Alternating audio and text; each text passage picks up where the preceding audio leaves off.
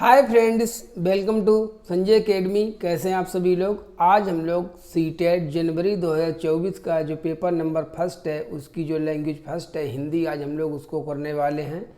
इससे पहले हम लोग सीडीपी के 13 प्रैक्टिस सेट, हिंदी का आज तीसरा हमारा प्रैक्टिस सेट है, एक इंग्लिश का प्रैक्टिस सेट कर चुके हैं। ठीक है, देखिए सीडीपी को छोड़कर और सभी सब्जेक्ट में आपको 5-5 प्रैक्टिस सेट करवाने वाला हूँ जो कि मोस्ट इम्पॉर्टेंट हैं। तब आज हमारा हिंदी का तीसरा प्रैक्टिस सेट है, चलिए इसको स्टार्ट करते हैं। देखिए जो लैंग्वेज फर्स्ट होती है जो 30 नंबर की आती है, सभी को पता है।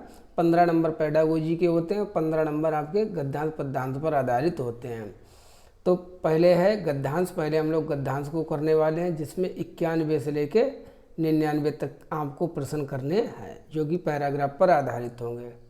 तब चलिए पहले सबसे पहले अपने पैराग्राफ को पढ़ते हैं, सभी लोग साथ ही साथ अपना स्कोर भी करते चले। मोस्ट इम्पॉर्टेंट ये क्वेश्चंस हैं। आंतरिक और बाह्य दोनों रूपों में स्वच्छता और निर्मलता एक बुनियादी आवश्यकता है। मन के शुद्ध और सात्विक विचार आंतरिक स्वच्छता के आयाम हैं। बाह्य स्वच्छता के अंतर्गत स्वास्थ्य, शिक्षा, पर्यावरण, अच्छी सामाजिक और आर्थिक स्थिति का समावेश होता है। बाह्य स्वच्छता का मूल आधार आंतरिक स्वच्छता है। मन की स्वच्छता मानव व्यवहार को दर्शाती है कि आप मन से कितने स्वच्छ हैं। सत्य, शुद्धता, शांति, प्रेम और सम्मान जैसे आत्मा के जन्मजात गुणों का उल्लंघन प्राकृतिक विधि विधान और व्यवस्था का उल्लंघन है। तब ये तो हमने पैराग्राफ पढ़ लिया कि हमें किस प्रकार की स्वच्छता रखनी चाहिए। आंतरिक और बाह्य दोनों प्रकार की स्वच्छता रखनी चाहिए। अब इस पर आधारित करिए क्वेश्चन। सबसे पहला क्वेश्चन है, ठीक है, ऐसे पेपर पर लिख लेना, ऑफलाइन पेपर होगा, ऐसे से अंडरलाइन बना लेना। क्वेश्चन पहला है, आंतरिक स्वच्छता से संबंधित नहीं है। आंतरिक स्वच्छता में क्या क्या नहीं है कि देखिए, निर्मल विचार मतलब अच्छे विचार, शांति ये भी आती है, प्रेम भी आता है। लेकिन जो शिक्षा है ये बाह्य है, शिक्षा कहती बाह्य है, तो आंतरिक स्वच्छता से संबंधित नहीं है। कौन नहीं है? तो शिक्षा नहीं है, इसलिए हमारा चौथा सही हो जाएगा। बुनियादी आवश्यकता पहले क्या है बताइए। बाहरी स्वच्छता निर्मलता, भीतरी स्वच्छता निर्मलता, बाहरी और भीतरी स्वच्छता निर्मलता, बाहरी और भीतरी स्वच्छता और शुद्ध विचार। तो इसमें क्या है? तो इसमें देखिए कौन सा आंसर हमारा हो जाएगा। इसमें जो है हमारा हो जाएगा तीसरा वाला। सीधे सीधे लिखा गया है कि बाहरी और भीतरी स्वच्छता और निर्मलता। ठीक है, दोनों प्रकार की होनी चाहिए स्वच्छता और निर्मलता। चलिए क्वेश्चन नंबर 93 पर चलते हैं। यहाँ तो पैराग्राफ को अब देख पाना संभव नहीं है, लेकिन पेपर में आपके सामने ही पैराग्राफ रहेगा। ठीक है, ऑफलाइन पेपर है, तो चलिए करते हैं। 93 क्वेश्चन है, बाह्य स्वच्छता का मूल आधार आंतरिक स्वच्छता है। जो बाहर वाली स्वच्छता है उसका मूल आधार आंतरिक स्वच्छता है। क्यों कहा गया ऐसा? वाक्य का आशय है बाहरी और भीतरी स्वच्छता दोनों आवश्यक हैं। भीतरी स्वच्छता पर बाहरी स्वच्छता आधारित है, बाहरी स्वच्छता पर ही भीतरी स्वच्छता आधारित है। बाहरी और भीतरी स्वच्छता एक दूसरे से स्वतंत्र हैं।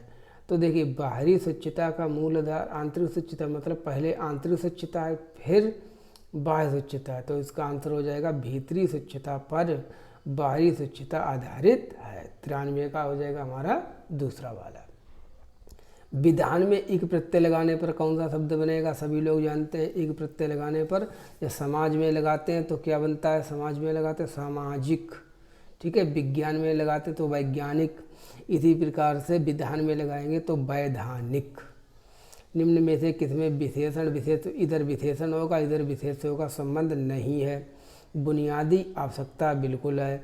जन्मजात गुण इसमें भी है। बाह्य स्वच्छता, स्वच्छता की थी बाह्य, तो ये विशेषण हो गया, ये विशेष, ये भी सही है। शिक्षा, पर्यावरण, ये कहाँ है? विशेषण विशेष का संबंध इनमें नहीं है। तब इसमें 95 में हमारा हो जाएगा तीसरा वाला।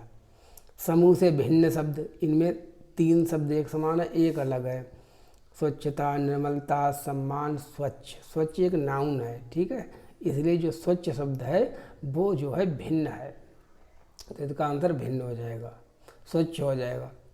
97 में क्या कहते हैं? आंतरिक स्वच्छता से तात्पर्य है। आंतरिक स्वच्छता में कौन कौन आता है? मन में कोमल भाव जगाना, मन की कल्पना को उखाड़ देना, उड़ान देना, मन के बुरे भावों को दूर करना, मन की समस्त भावनाओं का दमन करना। तो आंतरिक स्वच्छता का मतलब है जिस प्रकार से हम स्नान करते हैं बाह्य स्वच्छता से, उसी प्रकार आंतरिक स्वच्छता का मतलब है कि जो मन में जो भी बुरे भाव हों, विचार हो किसी के विपरीत, उनको सबको उखाड़ कर फेंक देना। बुनियादी में प्रत्यय है, बुनियादी में कौन सा प्रत्यय लगेगा? तो बुनियाद, देखो बुनियाद, बुनियाद, ठीक है, बुनियाद। अब इसमें कौन सा प्रत्यय लगेगा? बड़ी ई लगी हुई है ना, बड़ी है, तो यह आ जाएगा जे वाला, बराबर बुनियादी। 99 क्वेश्चन पर कहते हैं गद्यांत के अनुसार मनुष्य के लिए सर्वाधिक महत्वपूर्ण है, क्या सबसे ज़्यादा महत्वपूर्ण है? विचारों और भावों की पवित्रता, शारीरिक स्वच्छता और शुद्धता, शांति, प्रेम और बाह्य स्वच्छता, शांति, बाह्य स्वच्छता और स्वास्थ्य। तो कौन कौन सी चीज़ें मनुष्य के लिए सबसे आवश्यक हैं? वो हैं विचार और भावों की पवित्रता। पहले तो अपने मन से तो स्वतंत्र जो है शुद्ध पवित्र हो जाइए। तो इसलिए 99 का हो जाएगा हमारा पहला वाला, ठीक है। अब पद्यांत है, अब पद्यांत पढ़ना है, फिर इस पर आधारित हमको प्रश्न करने हैं। देखिए कैसे करते हैं। तो 100 से लेके 105 तक हमको करने हैं। Latest start. हमें मिली आज़ादी वीर शहीदों के बलिदान से, आज़ादी के लिए हमारी लंबी चली लड़ाई थी, लाखों लोगों ने प्राणों से कीमत बड़ी चुकाई थी, व्यापारी बनकर आए छल से हम पर राज किया, हमको आपस में लड़वाने की नीति अपनाई थी, हमने अपना गौरव पाया अपने स्वाभिमान से, हमें मिली आज़ादी वीर शहीदों के बलिदान से। ठीक है, एक बार में ज़्यादा अगर क्लियर ना हो तो दोबारा पढ़ लीजिएगा, ठीक है, जल्दी जल्दी रफली करके, जैसे आपको मेन पॉइंट्स पता चल जाए। 100 क्वेश्चन है। कविता में छल की बात की गई है, छल, ठीक है, छल यहाँ भी आया है। छल, व्यापारी बन हमें गुलाम बनाने के, व्यापारी बन मिलावट करने के, व्यापारी बन पैसों का हेरफेर करने के, व्यापारी बनने की वेशभूषा धारण करने के। अरे व्यापारी बनकर उन्होंने क्या किया? हम लोगों को गुलाम बना लिया, हम पर शासन किया, ठीक है। लिखा है व्यापारी बनकर आए छल से हम पर राज किया, ठीक है, तो हमको गुलाम बना लिया, हमको दास बना लिया। तो छल का मतलब क्या हो गया? पहला वाला। अब नेक्स्ट चलते हैं। नीति शब्द में किस प्रत्यय का प्रयोग किया जा सकता है? नीति में कौन सा शब्द लगाया जा सकता है, बताइए? प्रत्यय। अरे समाज में सामाजिक, नीति में लगेगा इक प्रत्यय, तब बनाएगा नैतिक, जैसे नीति, ठीक है। नीति में इक प्रत्यय अगर लगा दीजिए तो यहाँ पर जो होता है उसकी वृद्धि हो जाती है, ठीक है। बड़ी ई है, इसका हो जाएगा वृद्धि संज्ञक। वृद्धि संज्ञक होता ए बराबर आय बराबर नय, औती औक बराबर नैतिक, भाववाचक शब्द बन जाता है नैतिक। तो 101 का हो जाएगा तीसरा, जैसे सामाजिक, राजनैतिक, सामाजिक वगैरह, ठीक है। 102 क्वेश्चन नंबर, बहुत ईजी है क्वेश्चन। स्वाभिमान का संधि विच्छेद, स्व माने स्वयं का अभिमान रहे, तो स्व प्लस अभिमान बराबर दीर्घ संधि है। चौथा, देश को स्वतंत्रता प्राप्त करने में लंबा समय लगा था, ये भाव कविता के किस अंश से प्रतिबिंबित होता है? किस लाइन में हमको पता चलता है कि देश के लिए आज़ादी प्राप्त करने में लंबा समय लगा? वीर शहीदों के बलिदान से, गौरव पाया अपने स्वाभिमान से, कीमत बड़ी चुकाई थी, लंबी चली लड़ाई थी। अरे एक बहुत लंबी लड़ाई चली थी, इसलिए इससे हमें को पता चलता है, ठीक है, एक लंबा समय लगा था। तो इसलिए 103 का कौन सा हो जाएगा? 103 का हो जाएगा चौथा वाला। देश की स्वतंत्रता के लिए क्या किया गया? शास्त्रों का निर्माण किया गया, अपने जीवन की आहुति दी, वीरों की भर्ती की गई, बहुत सारा धन दिया गया। अरे तो देश की स्वतंत्रता के लिए बहुत से वीर जवान थे, वो शहीद हो गए थे, वो मर मिटे थे, ठीक है, अपने जीवन की उन्होंने आहुति दे दी थी। आज़ादी मिलने का श्रेय किसे दिया गया है? बताइए कौन है श्रेयदाता जिसको दिया जाना चाहिए, श्रेय दिया जाना चाहिए आज़ादी का?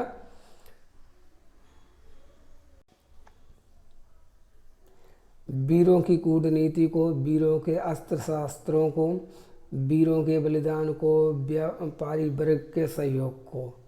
ठीक है, तो आज़ादी मिलने का जो श्रेय है वो किसे दिया जाना चाहिए? वो वीरों के बलिदान को। 105 का हो गया तीसरा। यहाँ पर आपके गद्यांश पद्यांश वाले क्वेश्चन समाप्त होते हैं। अब पैडागोजी के क्वेश्चन शुरू हो जाएंगे। ठीक है, मेथड्स ऑफ टीचिंग। निम्नलिखित वाक्य के संदर्भ में कौन सा कथन सही नहीं है? तो इसमें 3 सही होंगे, 1 गलत है। बच्चों द्वारा शिशु गीत, गीत अलापना किसके तरीके हैं बताइए? शब्दावली को समृद्ध करने के, शब्द और वाक्य संरचना को कंठस्थ करने के, उच्चारण का अभ्यास करने के, अभिव्यक्ति का संवर्धन और वाक्यों की लय के। तो ये किसका उदाहरण है ये हमको बताना है। नहीं है, ठीक है, नहीं है, इसलिए हमको जो है कंठस्थ करना, हमको इनको याद थोड़ी ना करना है। शिशु गीत और गीत को अलापने, इनसे हमारी जो वोकेबुलरी है वो अच्छी होगी। तो कंठस्थ करना यहाँ पर गलत हो जाएगा। 107 निम्नलिखित में से कौन सा प्राथमिक स्तर पर पुस्तकालय के प्रयोग के बारे में सही नहीं है? यहाँ पर भी हमको सही नहीं बताना है। पुस्तकालय के बारे में क्या सही नहीं हो सकता है? पुस्तकालय एक भंडार गृह के रूप में नहीं देखा जाना चाहिए, बल्कि कैसा देखा जाना चाहिए? शिक्षार्थियों के बाल साहित्य की विविध प्रकार की विधाओं को देखने का मौके मिलने चाहिए। पुस्तकों के साथ संलग्नता के सक्रिय परिवेश के रूप में देखा जाना चाहिए। अध्यापक और दूसरे वयस्क भी पुस्तकालयों के आदर्श पठन व्यवहार प्रदर्शित कर सकते हैं। ठीक है, पुस्तकालय में पाठ्य पुस्तकों का शास्त्र पठन, पकड़ लीजिए। शास्त्र पठन का मतलब होता है, हिंदी की जो हमने मैराथन क्लास की थी उसमें मैंने बताया था, शास्त्र पठन का मतलब होता है बोल बोल कर पढ़ना। अच्छा ये बताइए, अगर आप लाइब्रेरी में, पुस्तकालय में बोल बोल कर पढ़ेंगे तो अन्य बच्चे डिस्टर्ब होंगे ना। तो पुस्तकालय में आप शास्त्र पठन नहीं किया जाता, पुस्तकालय में मौन पठन किया जाता है। तो यही वाला गलत है, जो गलत है वही सही है, क्योंकि हमको नकारात्मक उत्तर देना है। तो 107 का हो जाएगा चौथा। साक्षरता अर्जित करने के लिए किसमें निपुणता होनी चाहिए, किसमें मास्टरी होनी चाहिए बताइए? ध्वन्यात्मक जागरूकता और प्रवाह, दृश्य साइट शब्दावली और प्रतिमानों की पहचान, डिकोडिंग और भाषा अवबोधन, सटीकता और ध्वन्यात्मक बोध।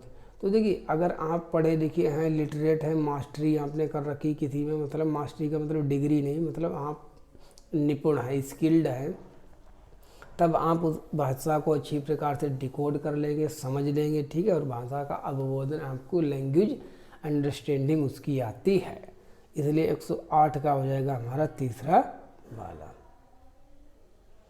ठीक है, ये पेडागोजी के क्वेश्चन है। 109 में 9 पर चलते हैं। निम्नलिखित में से कौन सा व्याकरण शिक्षण को प्रभावशाली तरीके से पढ़ाने के बारे में सही नहीं है? सही नहीं है, 3 सही है, 1 गलत है। वास्तविक संप्रेषण प्रस्तुत करना, ठीक है, व्याकरण के प्रासंगिक नियम प्रस्तुत करना, संप्रेषण के अभ्यास की अवसर देना, व्याकरण को उसके नियम कंठस्थ करा के सीखना। देखिए, व्याकरण को कभी भी हमको नियम करा के, याद करा के नहीं सिखाना है। ठीक है, इसलिए जो चौथा वाला है वो गलत है, और जो गलत है वो ही सही है, कि हमको नहीं वाला बताना था। 110 नंबर क्या है? निम्नलिखित में से कौन सा साक्षरता शिक्षण उपागम अक्षरों और ध्वनि के बीच संबंध पर बल देता है? ठीक है, अक्षरों और ध्वनि के बीच संबंध पर कौन बल देता है, उसको क्या कहते हैं? समग्र भाषा पद्धति, व्याकरण अनुवाद, स्थिति परक उपागम, ध्वनि विज्ञान निर्देश। देखिए, जिसमें ध्वनि और अक्षरों की हम बात करते हैं उसको हम कहते हैं फोनोलॉजी। ठीक है, to study of the sounds. तो इसमें हो जाएगा हमारा 10वें का चौथा। 11 क्वेश्चन नंबर है। कक्षा 3 की अध्यापिका ने अपने शिक्षार्थियों से कहा कि वे अपने सहपाठियों से सकना, ठीक है, सकना शब्द के प्रयोग वाक्य के संबंधित 5 प्रश्न पूछें, जैसे कि क्या तुम तैर सकते हो, क्या तुम खा सकते हो, क्या तुम पी सकते हो। इस प्रकार के सकना शब्द से रिलेटेड उसने कहा कि 5 शब्द पूछिए अपने सहपाठी से। गतिविधि यह प्रकार है किस लिए, ये क्यों गतिविधि करवाई उसने? मौखिक प्रभावाभ्यास, नियंत्रित मौखिक अभ्यास, स्वच्छंद बोलना, निष्क्रिय श्रवण। तो देखिए इस गतिविधि का जो प्रमुख उद्देश्य है वो की गई है मौखिक प्रभाव अभ्यास के लिए, जिससे कि बच्चे जो है ओरल जो है फ्लुएंटली बोल सके। 112 नंबर क्या है हमारा? 112 है, कक्षा 3 की अध्यापिका अपनी कक्षा में पाठ कोना इसकी इंग्लिश याद रखिए, लर्निंग कॉर्नर सृजित करना चाहती है। बच्चों के लिए पुस्तकों का चयन करते समय निम्नलिखित में से किस प्रश्न को सबसे अधिक महत्वपूर्ण मानना चाहिए? बताइए। क्या इन पुस्तकों के लेखक जाने माने हैं? बाल साहित्य के माननीय लेखक हैं। ठीक है, लर्निंग कॉर्नर सृजित करना है कक्षा 3 के लिए। क्या पुस्तकें कक्षा के अधिकांश विद्यार्थियों के स्वतंत्र पठन के अनुसार लिखी गई हैं? क्या पुस्तकें तीसरी कक्षा की पठन पाठचर्या के लक्ष्य को संबोधित करने में मदद करेंगी? क्या ये पुस्तकें एक से अधिक निर्देशात्मक प्रसंग में प्रयोग के लिए उपयुक्त हैं? तो देखिए कक्षा 3 की बात की जा रही है तो सबसे ज़्यादा मोस्ट इम्पॉर्टेंट होता है प्राइमरी के लिए बाल साहित्य, तो इसलिए इसका हमारा पहला हो जाएगा पहला। क्वेश्चन 113, कौन सा उपागम विधि शिक्षार्थी की जीवन की वास्तविक परिस्थितियों में भाषा प्रयोग के मुख्य लक्ष्य से संबंधित है? मतलब बिल्कुल रियल लाइफ में बच्चे को बातचीत करके सिखाना, उसको कौन सा मेथड कहते हैं? प्राकृतिक उपागम, डायरेक्ट विधि, ठीक है, प्रत्यक्ष विधि, संप्रेषणात्मक उपागम, श्रव्य श्रामिक विधि। तो इसको हम कहते हैं संप्रेषणात्मक उपागम, ठीक है, कम्युनिकेटिव अप्रोच। 114 नंबर है हमारा, एक अध्यापक ने शिक्षार्थियों को अपने सहपाठियों से अपनी अभ्यास पुस्तिकाओं की अदला बदली कर जांच करने के लिए कहा, मतलब एक्सचेंज करने के लिए कहा कि तुम हमारी कॉपी को चेक करो, मैं तुम्हारी कॉपी को चेक करूँगा। इस प्रकार की अध्यापिका ने जो है अध्यापक ने अदला बदली करवाई। तो इसका उद्देश्य क्या हो सकता है? विस्तृत पठन का अभ्यास करवाना, नई शब्दावली के प्रयोग का अभ्यास करवाना, संरचनाओं का नियंत्रित अभ्यास करवाना, सहपाठी के काम की जांच के कौशल विकसित करना। तो इसमें क्या हो जाएगा? सहपाठी के काम की जांच के कौशल को विकसित करना। 114 का 4। क्वेश्चन नंबर 115 है, बुनियादी चरण की अवस्था वाले बच्चे अधिगम में तब कहीं अधिक संलग्न होते हैं जब वे अध्यापक के पीछे पीछे शिशु गीत गाते हैं, वे सभी इंद्रियों का प्रयोग करते हैं, अपने हाथों का सक्रिय प्रयोग करते हैं, वे अपनी कॉपी में अक्षरों की बार बार ट्रेसिंग करते हैं, बार बार लिखते हैं। मुख्य केंद्र सिर्फ सूक्ष्म गत्यात्मक कौशलों का विकास पर होता है। तो बुनियादी चरण की अवस्था में बच्चे कब सबसे अधिक संलग्न होते हैं? जब वो अपनी सबसे ज़्यादा सेंसेस का प्रयोग करते हैं, ठीक है, इंद्रियों का प्रयोग करते हैं। 115 का दूसरा। 116, कक्षा 5 की एक विद्यार्थी कहती है, मैं अपना काम अध्यापक को देने से पहले सटीकता के लिए अंतिम फाइल के रूप में जांचती हूँ।